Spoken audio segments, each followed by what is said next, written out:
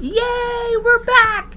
I feel like it's exciting that we get to see each other, that we get to be together again. Some of us are still at home worshiping, but the idea is that we're beginning to kind of find a new normal. We're beginning to get to see people face to face. Even though we're distant, we see each other. We're just celebrating being back together again. And someday we will all be in the same building. It's super exciting kind of to start that process. So when I think of a celebration, I think of balloons and bubbles and cake and celebration with people that I love. And in our lesson today, Kendall even talked about a celebration. He talked about King David and how he was excited about bringing the Ark of the Covenant back to the people. And he was so excited. I mean, he had people lined up across the roads or by the roads, and they were cheering. But the problem is in that celebration, they had still had some disobedience. They had still done some things wrong. They were told to carry the ark, but yet they put it on a cart. They were told that a certain group of people were supposed to carry it, and those people weren't present to do that.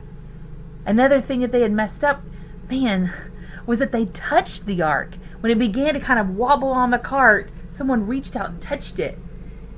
And that ark is so important. It represents the presence of the Lord. And so no one was supposed to touch it. So even in this big celebration, they had these things that they were being disobedient about. And Pastor Kendall was challenging us this morning of when we come back together to church, when we begin to celebrate together and worship together, it will be a celebration, but we don't want to miss what's important. We don't want to be disobedient. We don't want it to be an idol of just coming to church because that's what we've always done. He wants to make sure that our hearts are in the right place, that we're there to worship in two different ways that he mentioned, with obedience and surrender. When I think about that, I think about, sometimes I make church about me. I want to be comfortable. I want to make sure the air is comfortable. I want to make sure we get to play really fun games. Or when we do our lesson, all the kids are involved. And really, it's not about that, is it? We're supposed to be worshiping this holy God with obedience and surrender. Just giving our lives to him because he is holy. And surrendering what we want. And being willing to go, okay, Lord, I want to obey you. Not because of what you've given me or because I know the blessings that will come, but because you're holy and you're worthy of it. So when I think of celebrations, we said that we think of bubbles. Well, today in our activity, we're going to make some bubbles. So this is the deal. When I use these kind of bubbles, I blow them and quickly they pop. I mean, the minute you blow on them, I can grab them and they pop.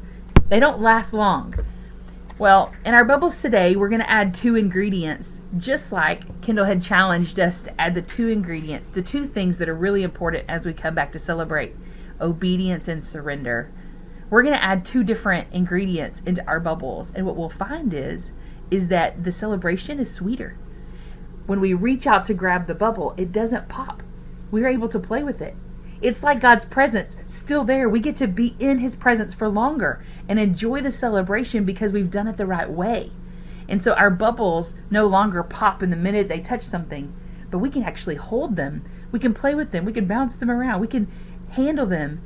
And it's kind of exciting to think just those 2 things that we changed, just the 2 things that we made sure we had in our celebration made it even sweeter. The celebration got to last longer. The Lord's presence was there and continued to be there.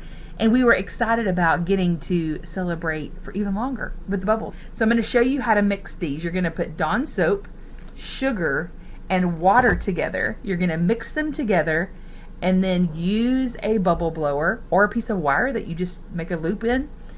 And you'll see that as you blow them, you will be able to handle them. Now, it's helpful if you have a glove. If you can find a winter glove in your house, put that on. But if you can put a glove on when you blow the bubble and you can catch it with a glove, it will last longer. I think it's just kind of fun to think, okay, it's a celebration. Blow bubbles all around your house today in celebration of what God, really about not what God has done, but who he is. Like, let's talk about who he is. That's what we're celebrating. And as you blow those bubbles, try to make these bubbles and see if you can get them to last and play with them for a little bit longer. So these 2 things that we want to make sure in our bubbles today is Dawn soap. We're going to say obedience and surrender. Those 2 things make a huge difference in the way we celebrate God. All right. Have a great day. Try it out.